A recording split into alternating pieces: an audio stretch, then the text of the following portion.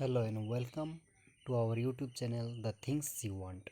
Today in this video we are going to discuss Pedagogy of Environment Studies, that is paper 3 of DLED second semester.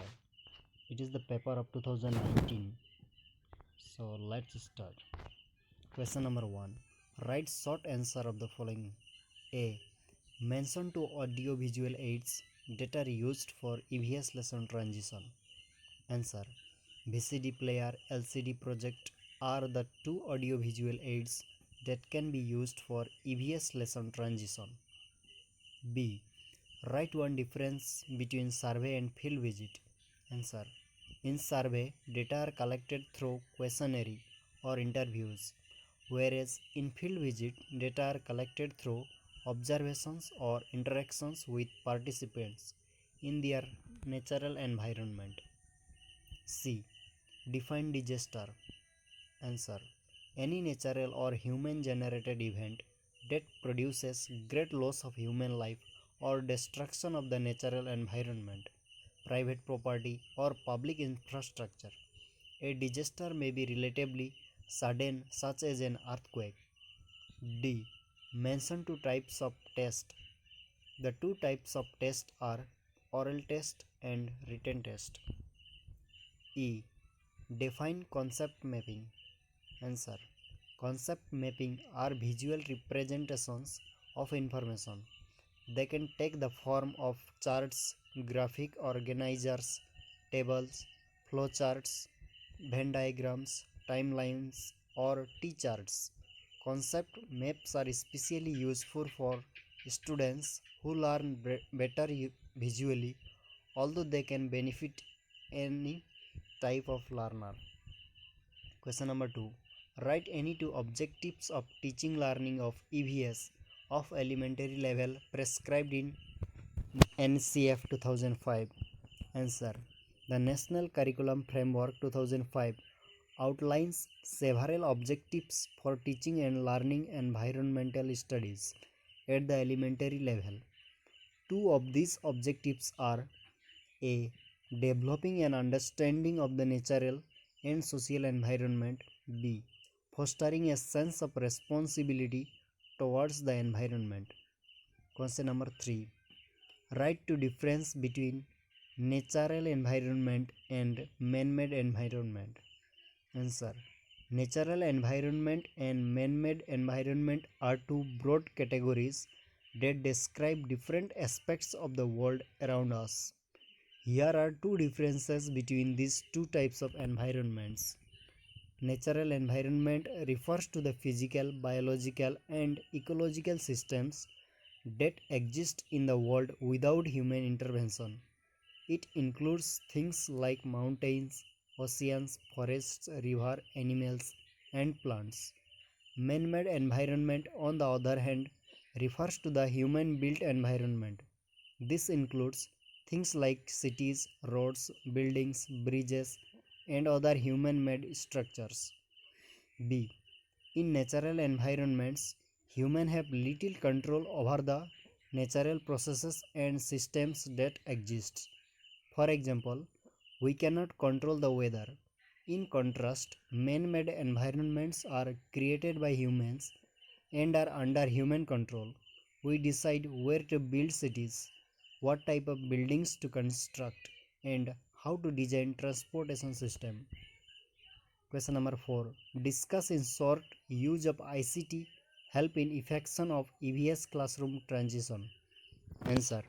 The use of information and communication technology can greatly enhance the effectiveness of environmental studies classroom transition. Here are few ways in which ICT can help. A.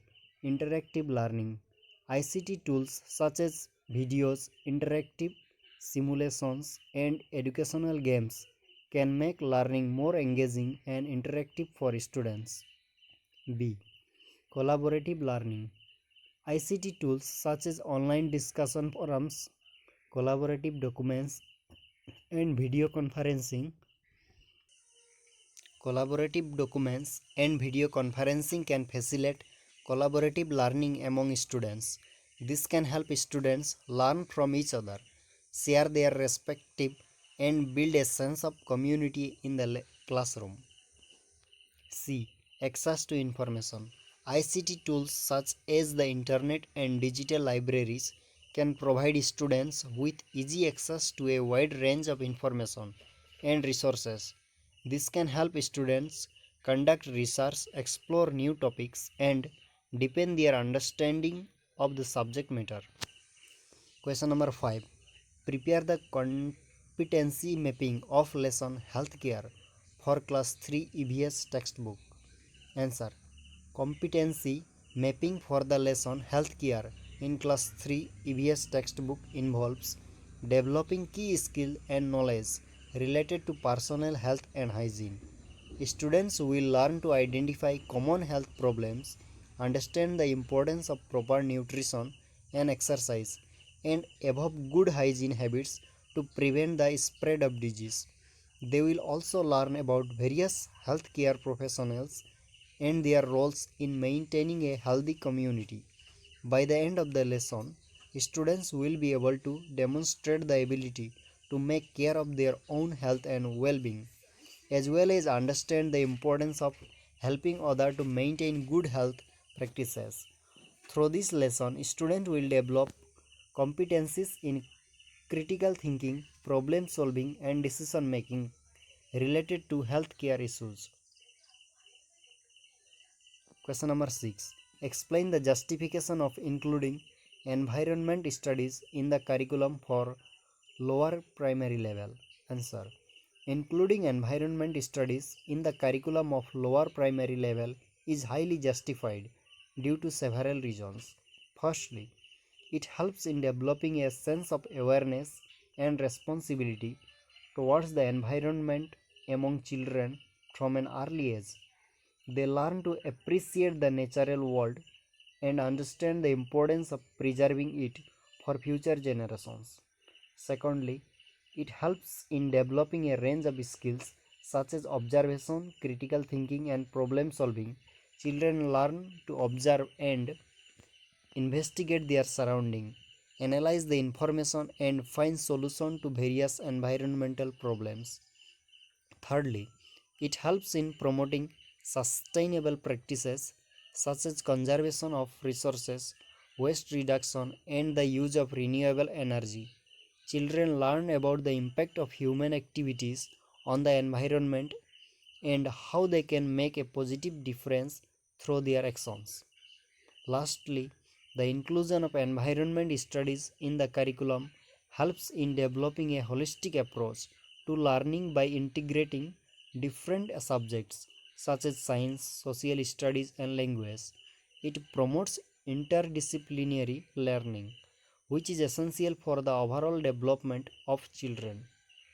Therefore, including environment studies in the curriculum of lower primary level is highly justified as it helps in developing a sense of responsibility, a range of skills, sustainable practices, and promotes interdisciplinary learning. Question number 7.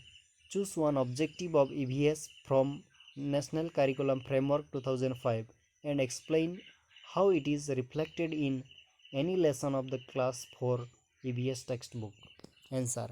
One of the objectives of environment studies EVS as per the National Curriculum Framework 2005 is to develop an understanding of the relationship between humans and nature and to promote sustainable living practices. The objective is reflected in the Class 4 EVS textbook lesson Our Forest. The lesson highlights the importance of forest and the role they play in our lives. Students learn about the various benefits the forest provide, such as clean air, water, and habitat for wildlife. They also learn about the cultural and spiritual significance of forests in different communities.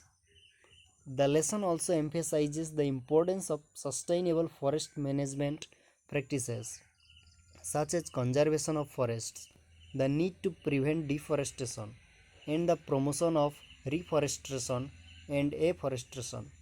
Students are encouraged to think about their role in conserving forests and the impact of their actions on the environment. Through these lessons, students develop an understanding of the relationship between humans and nature and the importance of sustainable living practices. They also learn about the importance of conserving forests and the need to adopt responsible behavior towards the environment. This aligns with the objective of developing an understanding of the relationship between humans and nature and promoting sustainable living practices as per the National Curriculum Framework 2005. This is the end of part 1. For part 2, you can